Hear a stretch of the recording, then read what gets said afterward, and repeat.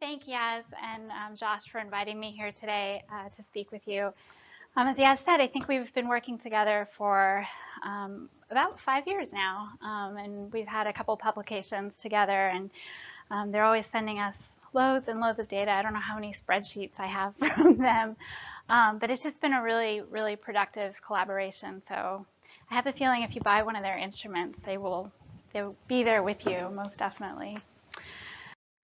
As Yaz said, I'm from Ligand Pharmaceuticals. You probably have heard of us through the OmniAb platform for antibody discovery. It consists of the OmniRat, the OmniMouse, the OmniFlick for bispecific discovery. So those are light chain only antibodies. And sort of the newest member of the platform is the OmniChicken, which is what I'll be talking to you guys about today. So when I first started at Crystal Bioscience, which is what we were called before, everywhere I went, people would always ask, why chicken? Like, what's so great about the chicken? Why do you work with chickens? How big are the chickens? They're pretty big. They're pretty big, and some of them are pretty mean. But as the years have gone by, I think there's a lot more awareness in the antibody space about chickens and the advantages that they offer. And we've given a lot of talks like this one, invited by Yasmina, conferences and papers, and there's just a lot more awareness. But so this was always our go-to pro-chicken slide, but I still want to look at it today, even though I think probably some of you are more aware of the advantages of chicken, because I think it offers a really clear explanation of a couple of really important ideas. And the first idea is the idea of evolutionary distance. So we separated from mice about 100 million years ago. And in contrast, we separated from chickens about 300 million years ago. So that's 200 million extra more years that our genetic backgrounds have been changing and evolving and moving away from the genetics, of shared genetics with the chicken. And so why is this important? Well, if you are interested in getting antibodies to a certain target and you immunize a mouse with that same target, or with that target, there's a lot of shared homology between the mouse and the chicken ortholog. And that's indicated here by these red bars in this figure. So those regions of shared homology are not going to be antigenic in the mouse, as you know, and your epitope space is going to be limited by that fact. You're not going to see as much of the molecule in the mouse, and that's going to be reflected in your antibody panel. In contrast, if you immunize a chicken, there's 200 million years of distance and a lot less homology shared between the chicken and the human ortholog, and that's shown in green, those green bars here. So what does that mean overall? It means that if you immunize a chicken, your target's probably going to be more antigenic in comparison to a mouse. You're going to get a higher antibody-specific titer in a chicken compared to a mouse. And that's going to be reflected directly in the antibody diversity that you see in panels that you get from the chicken. You're going to see a lot more epitope coverage of that molecule. You're going to see a very different picture than you would in a mouse, because the epitope space is that much bigger. So what's so special about our chicken, other than that some of them are kind of mean? Well, there's a ton of chicken platforms out there, people doing phage display and people doing deep sequencing, NGS, mining for chicken antibodies. So what's unique about our chicken is actually we've replaced the entire immunoglobulin locus with human V regions. So our chickens have functionally human antibodies that they make. And I want to show you just a couple of the germline configurations that we have. But first I should tell you that the chicken immune system is a little bit different than that of humans and mice. They do VDJ recombination, but they actually don't generate diversity through that process. They generate diversity through these upstream, where's my arrow? There you go. These upstream pseudogenes. Is that showing up? No.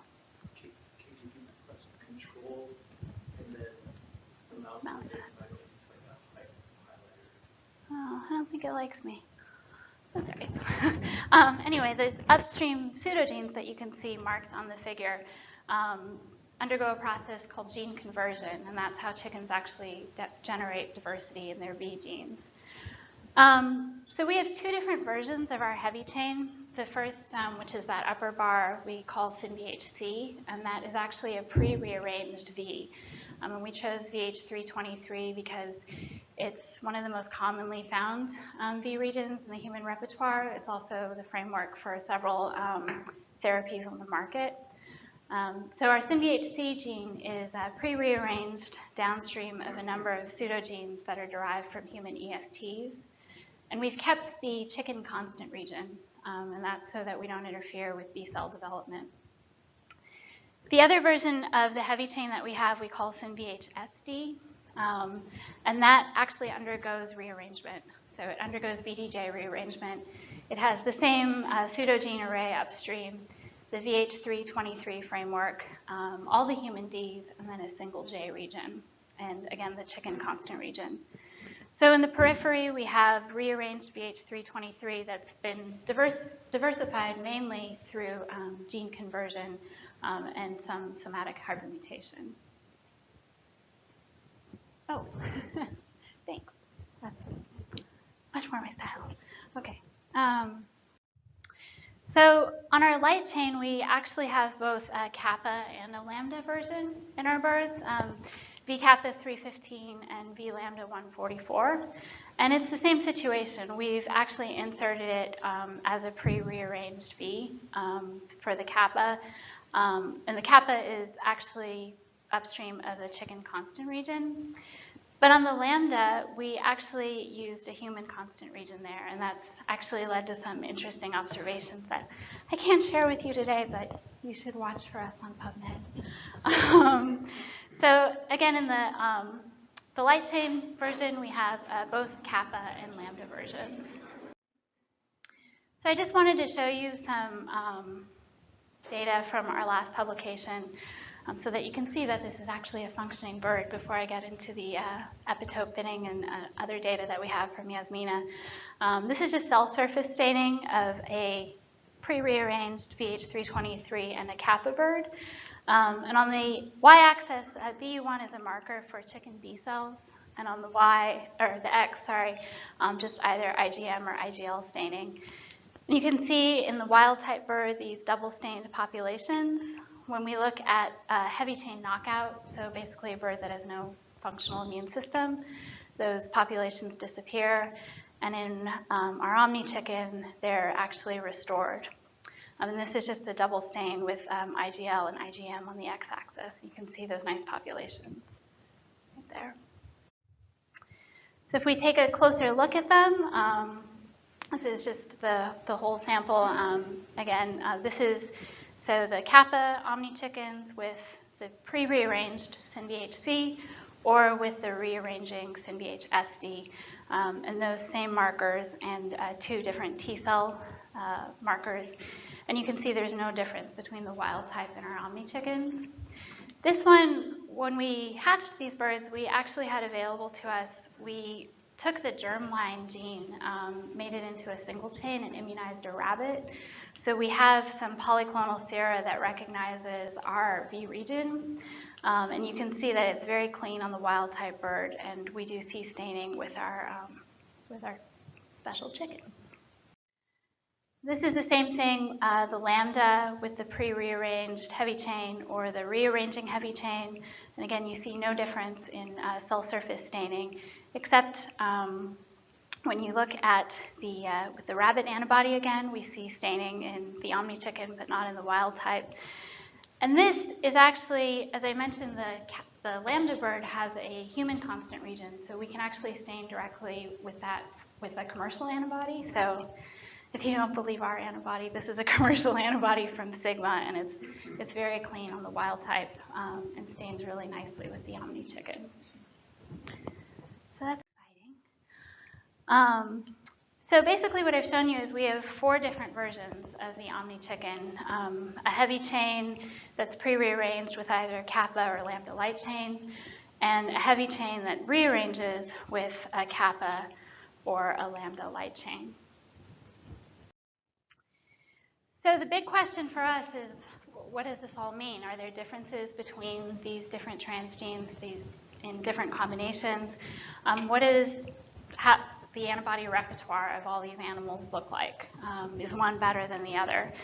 And with Yasmina, we sort of settled on a target that we refer to as our model antigen, a target that we could immunize all these different lines of birds with, and then look by kinetics, epitope binning, sequence diversity, and really assess what, the robustness of our birds. So human progranulin, I think Yas mentioned it earlier, is a multi-subunit protein. This is just kind of a graphic of it. It's 7 tandem repeats, and then at the end terminus, 1 repeat that's sort of half the size. So because it's multi-subunit, it's really amenable to epitope binning, and it's made for some very interesting studies with the folks at Carterra. But we also knew that progrranulin is highly immunogenic in chickens, and we did some early work with Yaz in our wild-type birds that I'll show you that showed that we could hit the same epitope bins as mice, and actually some unique ones as well. And because we're in a chicken, we actually get mouse cross-reactive antibodies, which you obviously shouldn't get in a mouse. So that's, good. Before I move on to that, though, I want to really emphasize what we're getting out of our chickens, because I always get a lot of questions afterwards, and I like to kind of make this point clear. We use a technology called the GEM technology. It stands for Gel Encapsulated Microenvironment, and it allows us to basically, we take the chicken spleen from an immunized bird, and we encapsulate the B cells in little micro droplets, and we put them in there with polystyrene beads that are coated with the antigen of interest, or maybe cells that are expressing the antigen at the surface.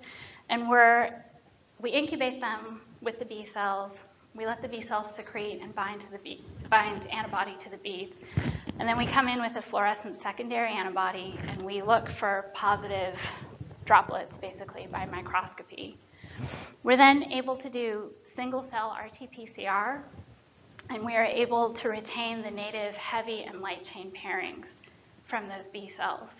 So those have undergone affinity maturation in the chicken, and we're able to maintain that pairing. So we're not talking about eggs or phage display. We're talking about actual heavy light chain native pairings from these birds. So we're getting chicken monoclonals. And we express those in either a single chain or IgG format. So going back to the data, I think you saw this earlier today in Yaz's slides, but this is from some of the first work that we did with Carterra, and this was looking at our wild-type birds first against a panel of clones from a mouse that were raised against the progranulin protein. And what you see is they fall nicely into these different epitope bins, and the chicken hit, I think, 6 out of the 7 bins, and one that the mouse did not hit. But I wouldn't put too much thought into that, because it was a very small sample of both mouse and chicken. So, but I mean, the important point was we hit most of the same bins that the mouse hit, and we had some pretty good affinities from our wild-type birds. And this is just the same plot that you've seen in Jack's talk too, that of the nodal plots, really showing the relationship. So each of these circles is a different subunit of progranulin, E, B, C, D, and it shows the relationships between the different clones. So a blocking or a non-blocking relationship within those epitope bins. Yeah, so this is the wild-type birds. So from this, we actually took, I think it was 7 or 8 clones from our wild-type birds that we used, just like Jack did, as benchmarks for all further studies. So these were really high-affinity clones that we were able to identify from the screen. I think it was a panel of about 85 clones that we pulled out, 7 really high-affinity, good binders that we purified and expressed for everything down the line, so that we could identify each epitope bin more easily. So we immunized I don't know how many birds of each genotype, but this is just an example of the titers that we get. This is a kappa bird with a non-rearranging heavy chain and a lambda bird with a rearranging heavy chain, and just sort of their immunization profile as they are immunized and drawn.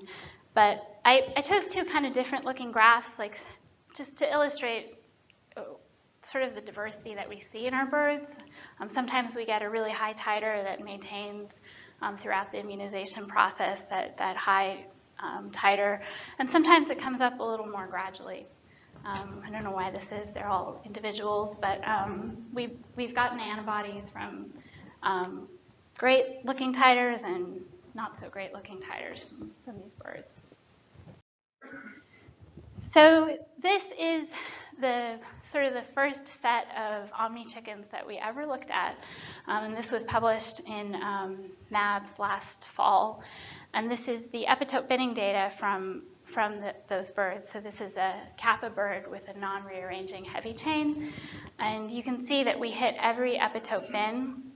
We used these benchmark antibodies to identify each bin, and yeah, we were really pleased with it. It was not that big of a panel of antibodies, but we were able to see very quickly that we had really good epitope coverage of this molecule. So this is a summary of the 4 different transgenes. So the 2 kappa birds on the left with either a rearranged or rearranging heavy chain, and the 2 lambda birds with rearranged or rearranging heavy chain. And on the bottom are the number of clones that we looked at. So this is sort of the synopsis of a giant binning experiment that Yaz did. It actually consisted, I think we sent her almost 400 clones as crude supernatants. And actually that was something I wanted to mention was when we first started working with her, we were just using HEC-293s, and she was able to get great kinetics data from unpurified soups from that. But since then, we've switched to the XB293 system, which gives a much higher yield of protein. And as any of you know, you always have RAs transitioning in and out of your lab, so there's a lot of learning that goes on with transfection. So I know we've sent her some really low concentration soups, and they're able to get really high quality data out of that as well. So this is a mix of antibodies that expressed really well and some that didn't, and we still see really nice, clear binding profiles from their instrument. But what was also interesting to us to see is that there looks to be some bias in the epitope coverage in our birds. And that's not something that we can see by just looking at sequences or looking at kinetics in our lab. These proteins are actually really hard to express as individual subunits, so there's basically no other way we could have gotten this data. So it was really interesting for us to see that there's some bias in our kappa non-rearranging really seemed to prefer the A subunit, whereas the rearranging lambda really was interested in the G subunit. So that's really important to us because partners come to us, and I think there's a lot of resistance in the industry towards looking at birds that carry a lambda or antibodies that are carrying a lambda light chain. And that's for practical reasons or historical reasons, whatever it is. But we can show them a slide like this and say, well, you might get different epitope coverage looking at that. And so the epitope binning is really important to us. We've convinced a lot of companies to immunize both kappa and lambda birds when they work with us, even though they're not too excited and they're scared of their manufacturing people to use lambda. So just taking a closer look at some of those clones, a lot of times what we look at with Yasmina are also sequence dendrograms and how the sequence of these antibodies relates to the epitope binning. And you can see, so this is a lambda bird with a pre-rearranged heavy chain. You can see sequence clusters, related clones are converging on the same bin, which you would expect. On the x-axis here, this is the number of amino acid changes per 100 residues. So, but you can also see that there are different epitope bins that have highly unrelated sequences. And we see that throughout, but it's interesting to look at these sequences in the context of their epitope binning. The same for the lambda with the rearranging heavy chain. This one obviously had a very large bias towards the G domain. But again, we see that we've hit every single epitope. We can look at the relationship between the sequences in our birds. This was the dendrogram that we published in the mAbs paper. Again, we see we hit every epitope with our bird. But we also see sort of interesting things like this. These are two clones from two different birds that are really similar, and they're hitting the same epitope bin. So that is kind of interesting to see, like how nature sort of works like that. Another thing that Yaz always provides for us is mouse cross-reactivity. And this is important to a lot of our partners for downstream studies, animal models. So with progranulin, we usually saw over half the clones, or at least half the clones were mouse cross-reactive from our birds. And this is the same thing with the rearranging BH323 and the kappa chain. They're so pretty. If we hone in a little bit more on the sequence diversity of our clones, so those dendrograms tell you about sequence relatedness, basically. But if we're really interested in sequence diversity of the clones that we get, so this is just a plot of a lambda and a rearranging heavy chain from our birds. So these are actually antigen-specific clones, not an unselected population. You can see really easily the CDRs you can pick out on both the heavy and the light chain. The lambda actually in the pseudogenes has framework changes. So we do see framework changes on those clones, and the SD actually contains the germline frameworks in each pseudogene. So we see a lot less changes in the frameworks on those clones, which is, again, important for manufacturing. You want to stay as close to germline as possible. But yeah, so I think we see pretty nice diversity in the CDRs, mainly, and not the frameworks. One thing we were also interested in was comparing CDR3 length in our pre-rearranged and rearranging birds. So this is an unselected population. This was from deep sequencing, and these are our unique clones that we've pulled out from these birds. I mean, they look similar, I think, the unselected and the unique. And also, what we noticed was that we get a little bit more length diversity with our rearranging bird, which you would expect, I think. The other thing, so those sequence plots, this is a little bit clearer representation, these Shannon entropy plots of diversity that's actually there. So basically in these plots, the closer you are to zero, the less diversity you have. And we were actually really surprised that the pre-rearranged and the rearranging heavy chain had really similar profiles in terms of diversity. And this is just sort of the amino acid content at each position. This was just for a CDR length of 15. So usually the final piece of data that we get from Carterra are affinity measurements. And we've just started on this, again, looking at about 400 different antibodies at once. Because, again, to convince people that lambda is just as good as kappa, we want to look at the kinetics of all of these clones in one experiment. So that's something that Yaz has been working on and trying to optimize and getting her supernatants and all this. But so far, it looks like they're very similar. So this is one of our kappa populations against the two different lambda populations, and they look like they have very similar affinities. But this is, something we're working on. And again, something we would not be able to compare 400 antibodies on any other instrument. And this is one of those isoaffinity plots that you've seen before. This was actually looking at those benchmark antibodies that we used for the epitope binning. So those are in blue. And some of our human sequence antibodies. And you can see a really nice spread and some low picomolar antibodies that we are able to get from our chickens. So in conclusion, we've shown that the OmniChicken is able to generate a pretty diverse repertoire towards this model antigen. We've been able to get so much data from our collaboration with Carterra on epitope binning, and we've actually convinced a lot of our partners to do these same sort of assays up front early on in their screening using epitope binning as part of their screening process. And again, we wouldn't be able to look at all of this without the capacity on their instrument.